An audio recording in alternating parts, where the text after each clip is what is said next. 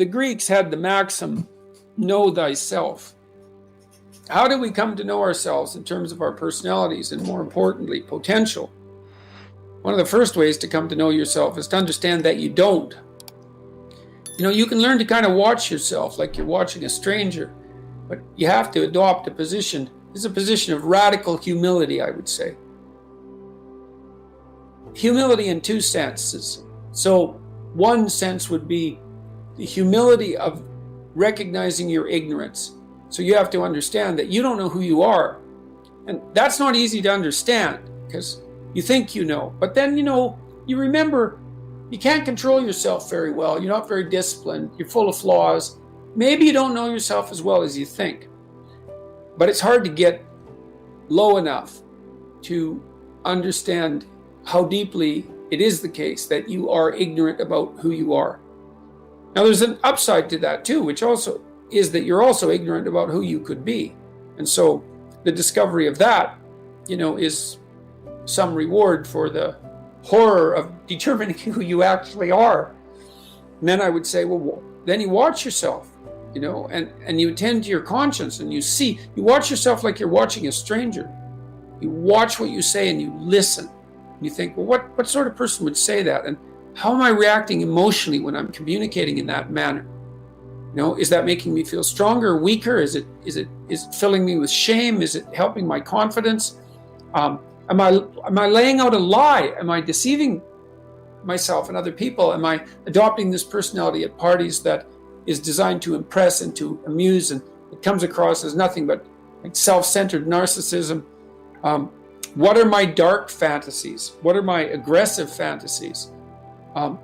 What is it that I'm willing to do? What am I interested in so that I'll spontaneously pursue it? What do I procrastinate about and why? What am I unwilling to do? What do I think is good?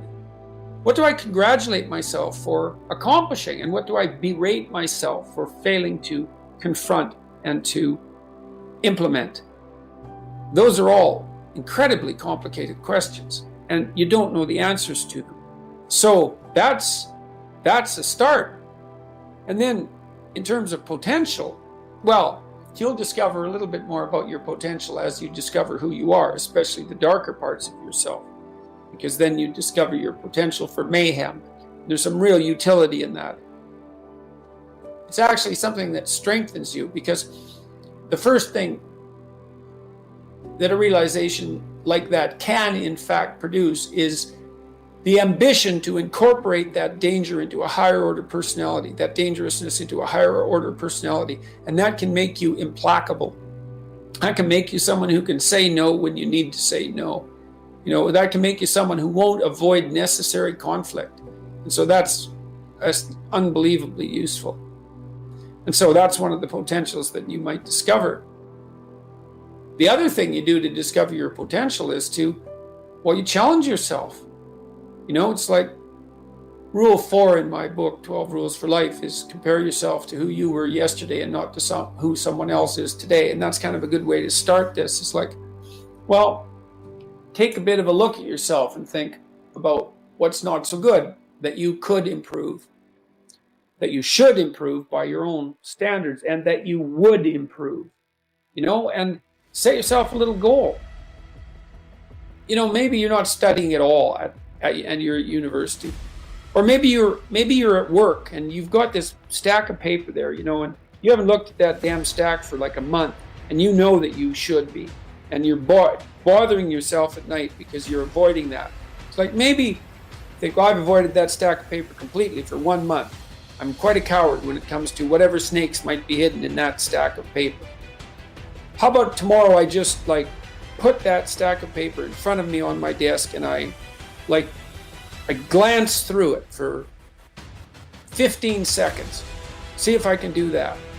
It's like, well, you set yourself a goal of improvement. It's a humble goal, because really, are you such a coward that the best that you can bloody well manage after a month of avoidance is 15 seconds of exposure to a stack of paper? It could easily be. You've been avoiding it, so you're obviously afraid of it, and so the situation could be that dismal and dire. And you might think, well, geez, it's no balm to my ego. It's not fostering the strength of my ego to recognize in myself someone who could only withstand 15 seconds of exposure to that thing I'm afraid of. And so that's a form of humility too. It's like there's things you could do to improve, and you know what they are. And there's small steps that you could take, that you might take, that would put you in that direction. And then the question is, are you big enough to take those small steps?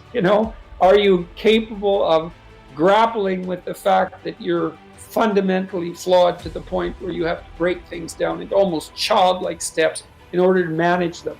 And the answer to that is, yeah, you are. People vary in the degree to which they've conquered that. And you do meet people from time to time who are extraordinarily disciplined. But most of the time they've got disciplined in exactly this manner. It's through slow incremental improvement. And then you challenge yourself. It's like, well, could I do this? That would be better. And you find out, and then you think, well, is there something slightly larger and more challenging that I could do that would be better? And you try it and you find out. And as you try it and you find out, generally you get better at it, and you can take on larger and larger challenges. You take responsibility for yourself. That's part of standing up straight with your shoulders back. It's like, take on the world, man, but only at the level that you can manage. When you're ignorant and biased and deeply flawed and immature, it's where everyone starts. You don't want to bite off more than you can chew, but it doesn't mean that you can't wrestle with part of reality. Some part that's small enough so that you have a good shot at victory. And then you attain victory over some small part of the chaos. And then you're the person who's victorious over chaos. You're just a beginner, but that's who you are. And then maybe you can get unbelievably good at that. And maybe you can ally to that the ability to recast tyrannical order into chaos and restructure it into something deeper, more profound, and more suitable for human habitation. To put yourself together, which is to follow the path of redemption, to follow the Redeemer.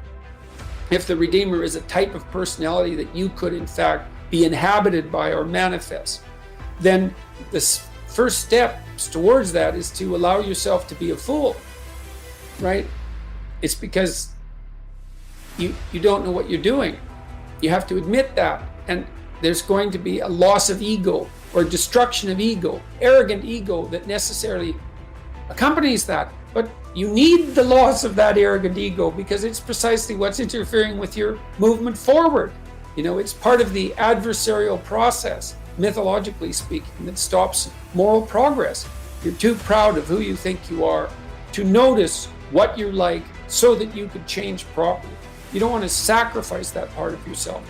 It's probably associated with some delusion that helps you maintain a positive, although very fragile self-image, in the absence of genuine effort.